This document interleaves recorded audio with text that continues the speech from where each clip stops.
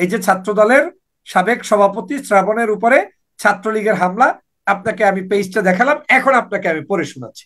জাতীয়তাবাদী ছাত্র দলের সাবেক সভাপতি কাজী রওনাকুল ইসলাম শ্রাবণের উপরে ছাত্রলীগ হামলা করেছে বলে অভিযোগ পাওয়া গেছে। মঙ্গলবার রাত 9টার দিকে রাজধানীর শিল্পকলা একাডেমির সামনে ছাত্র দলের নেতাকর্মীদের সঙ্গে আড্ডা দেওয়ার সময়, এই যে নেতাকর্মীদের সঙ্গে, এখন দুইজন ব্যক্তি থাকলে সেখানে কিসের নেতাকর্মী হয়?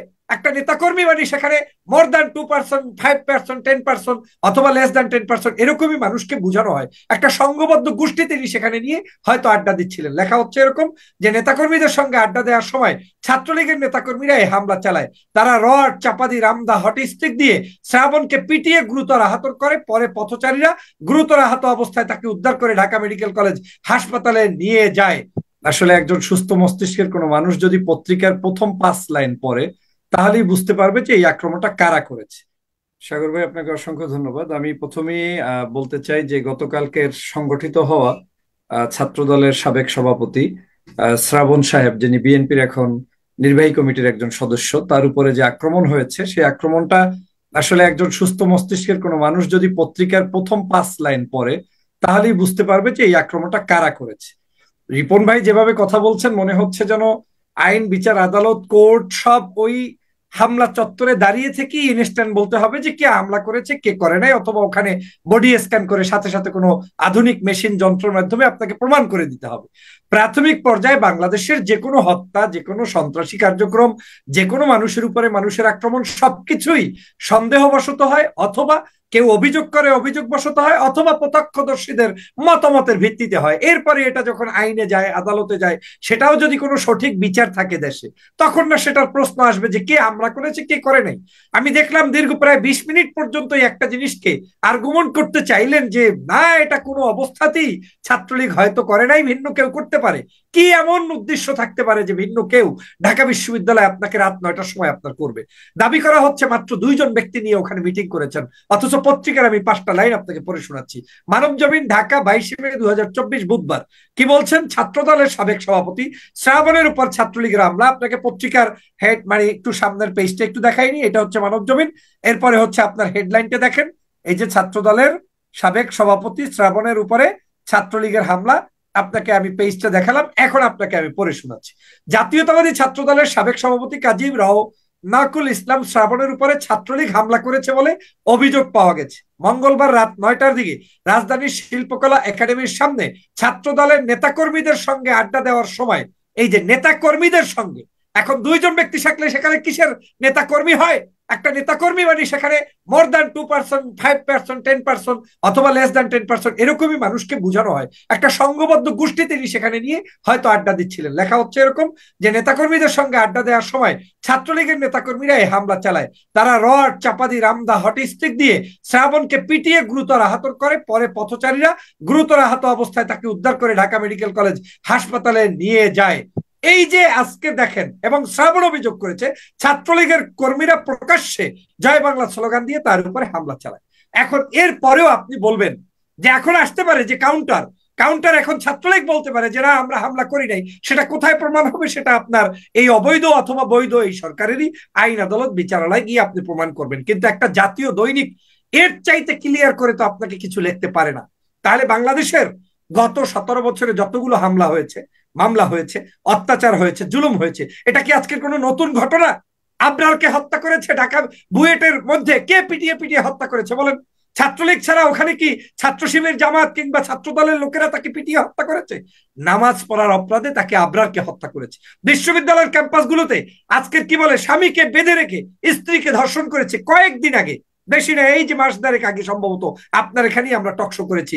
কি জাহাঙ্গীরনগর বিশ্ববিদ্যালয়ে আবার দুর্ঘটনা ঘটেছে, সেখানে একেবারে জঙ্গলে নিয়ে তারপরে সেখানে দর্শন করা হয়েছে। এবং সেটা আপনি দেখেছেন যে ভাইস চ্যান্সেলর থেকে শুরু করে প্রশাসনিক অনেকের সেই সময়ের বিবৃতি, তাদেরকে জড়িত করেই বিভিন্ন মিডিয়ায়, পত্রপত্রিকায় রিপোর্ট এসেছিল। আপনি কি দেখেন নাই আজকের এই যে বিভিন্ন ধরনের প্রস্টিটিউটের কাহিনী? আজকে ঢাকাতে কি বলে, ইডেন কলেজের ছাত্রীদের নিজেরা ছাত্রলীগ ছাত্রলীগ সেখানে মারামারি করে নিজেরাই নিজেদের গোপন তথ্য জাতির কাছে প্রকাশ করে দিয়েছে। এক একজনের ইনকাম 12 লাখ 17 লাখ টাকা মাসে মাসে। কিভাবে ইনকাম করে? বিক্রি করে। কি বিক্রি করে? চামড়া বিক্রি করে, না অস্ত্র বিক্রি করে, না অর্থ সম্পদ বিক্রি করে? সেটা জাতির কাছে প্রশ্ন। আপনি দেখেছেন যে গরু গরু চুরির মানে মানে কি বলে সেখানে আসামি হচ্ছে আওয়ামী লীগ ছাত্রলীগ। এখন আপনাকে বাংলাদেশের ছাত্রলীগকে সুফি সাব্যস্ত করার কোনো সুযোগ নেই। ছাত্রলীগ একটি সন্ত্রাসী সংগঠন, ছাত্রলীগ সবসময় সন্ত্রাস পছন্দ করে। এদেশের সমগ্র শিক্ষাঙ্গনগুলোতে খুন খারাপি হত্যা রাহাজানি সব তারাই চালিয়ে যাচ্ছে। কিন্তু তিনি বলতে চাচ্ছেন যে যেহেতু ছাত্রলীগের বিষয়টা প্রমাণিত নয়, সেই কারণে আপনি ছাত্রলীগকে সরাসরি অভিযোগ করে বা দোষ দিয়ে আপনি এই কথা বলতে পারেন না, সেটাই ছিল তার একমাত্র। আপনি স্যার অন্যান্য উদাহরণের মাধ্যমে বলতে যাচ্ছেন ছাত্রলীগ ছাড়া এই ধরনের কাণ্ড করতে পারে না, যে অন্য একটা বিষয় নিয়ে বলবেন। দ্বিতীয় যে বিষয়টা আপনি এখানে প্রমাণ করার চেষ্টা করছেন যে আমাদের সম্ভবত আপনি আনার সাহেবের বিষয়টা, যে জাতীয় সংসদ সদস্য একজন ব্যক্তি, দেখেন একজন ব্যক্তি তিনি মৃত্যুবরণ যে উপায়ই করুক না কেন সেটা আমাদের দেশের জন্য, জাতির জন্য, এবং সে যে ধর্মের যে দলের যে আদর্শের হোক সেটা একটা স্যাড নিউজ। আমি কখনোই কারো মৃত্যুকে অনাকাঙ্ক্ষিত ভাবে, অন্যায় ভাবে, অবৈধ পথে কোনো মৃত্যুর কামনা আমি করি না, যদিও সেই শত্রুও আমার চরম শত্রু হয়, কিন্তু লোকটা যদি কোনো জায়গায় বিপদে পড়ে মৃত্যুর সম্মুখীন হয় সেটাকে কোনোভাবে সমর্থনযোগ্য নয়। কিন্তু জনগণ কিন্তু পাপ বাপকে ছাড়ে না, এই একটা শব্দচয়ন রয়েছে, সেটার কারণে হয়তো ভিন্ন ভিন্ন কন্ট্রোভার্সি আলোচনা থাকতে পারে, মানুষ আলোচনা করতেই পারে। কিন্তু আজকে যেটা প্রমাণ হচ্ছে যে আজকের সাধারণ নাগরিক, আমরা যখন চিকিৎসার জন্য যাচ্ছি, খাদ্য বস্ত্র বাসস্থান ঈদের বাজার করার জন্য ইন্ডিয়াতে যাচ্ছি, আর আমার দেশের একজন সংসদ সদস্য তিনি সেখানে গিয়ে সুস্থ শরীরে ফেরত আসতে পারবে না, এটা কিভাবে সম্ভব? একজন সংসদ সদস্য তিনি সেখানে গিয়ে তার নিরাপত্তা বিধানটা তাহলে কোথায়? তাহলে সাধারণ জনগণের প্রশ্ন হচ্ছে যে আপনি যখন যাচ্ছেন আপনার নিরাপত্তার ব্যবস্থাটা কোথায়? ৩০০ আসনের একজন প্রার্থী, তিনবারের কি বলে নির্বাচিত আওয়ামী লীগের, সে অনির্বাচিত হোক নির্বাচিত হোক, তার কাগজে গায়ে কলমে কিন্তু একজন সংসদ সদস্য। তিনি কিন্তু এই বর্ডার ক্রস করে যখন যাচ্ছেন, আমি নিশ্চিত যে তিনি কিন্তু আমার মতো আপনার মতো সাধারণ পাসপোর্ট নিয়ে নিশ্চয়ই যাচ্ছে না। তিনি কিন্তু ওখানে কিন্তু যাচ্ছেও স্পেশাল একটা অনার নিয়েই যাচ্ছেন, কারণ এটা নিশ্চিত যে আপনি ইমিগ্রেশনে ওখানে গেলে তাকে আলাদাভাবে আইডেন্টিফাই করার সুযোগ আছে। এখানে ওবায়দুল কাদের সাহেব বলেন, আওয়ামী লীগ বলেন, যেভাবে এনিয়ে বিনিয়ে বলার চেষ্টা করেন না কেন, প্রোটোকল নিয়ে যেতে হবে, বলে নাই কেন, বলে নাই কেন, এটা আসলে অযৌক্তিক কথাবার্তা। কারণ দাদাদেরকে এখন খুশি করা তাদের জরুরি। তাদের একজন দুইজন পাঁচজন এমপি শেষ হয়ে গেলে তাতে কাদের কিচ্ছু আসে যায় না। এখন এই এমপির ব্যক্তিগত চরিত্র ভিন্ন, আমি সেই জায়গায় আলোচনা করতে চাই না, যেটা একটু আগে আমাদের ফারুক ভাই বলে গিয়েছেন যে একটি জায়গায় তিনি যেই ধরনের তার ব্যাপারে অভিযোগ রয়েছে, যে মানুষদেরকে শিবিরের একটা ছেলেকে ডেকে নিয়ে তারপরে হত্যা করা হয়েছে, সেই অভিযোগ ভিন্ন। কিন্তু আমি এখানে কথা বলতে চাই, আমার দেশের সাথে ভারতের যে বন্ধুত্ব, এই বন্ধুত্ব কি শুধু লাশ রিসিভ করার মধ্য দিয়ে? এমপি রিসিভ করবে, ফেলানির লাশ রিসিভ করবে, আপনার যেখানে সেখানে হবে।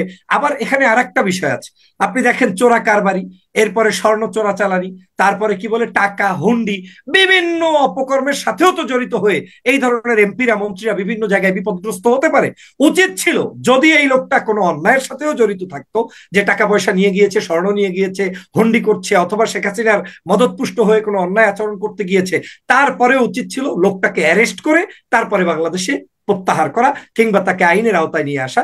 কিন্তু যারা এই মৃত্যুদণ্ডটি ঘটিয়েছে, এটা পাপের প্রায়শ্চিত্ত হিসেবে পাপ পেয়েছে কিংবা তাকে ওখানে করেছে, সেটা যতটা না বিশ্লেষণযোগ্য, তার চেয়েও বড় বিশ্লেষণযোগ্য হচ্ছে বাংলাদেশের রাষ্ট্র কাঠামোটা আজকে ধ্বংসের দ্বার প্রান্তে চলে গিয়েছে।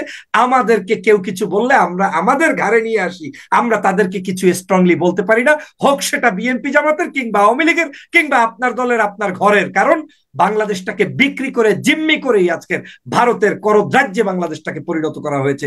আর সে কারণেই এই সুষ্ঠুভাবে কোনো কিছুর তদন্ত হবে না। অতএব এই বোঝা আপনাকে বহন করতেই হবে, এই বোঝা নিয়ে আপনাকে চলতেই হবে। এটাই হচ্ছে বাংলাদেশের প্রাপ্তি, আর এই প্রাপ্তি আরো বাড়বে যদি বাংলাদেশের সত্যিকার অর্থে গণতন্ত্র ফিরে না আসে। আমি বিশ্বাস করি সত্যিকার গণতন্ত্র থাকলে এই সকল এমপিরা মন্ত্রীরা সম্মান নিয়ে, ফ্ল্যাগ নিয়ে বিদেশের মাটিতে আজকের আভিজাত্য নিয়ে ঘুরতে পারতেন। কিন্তু যেহেতু ওরাও মনে করে যে তোমরা যারা এখানে এমপি হয়েছো, তোমরা তো আমাদের ছাগলের ৩ নাম্বার বাচ্চা, আমরা বানিয়েছি তাই হচ্ছ, তাই সে কারণে তাদের জীবনেরও মূল্য নেই, আজকের বাংলাদেশেরও পররাষ্ট্রনীতির কোনো মূল্য নেই। আপনাকে ধন্যবাদ।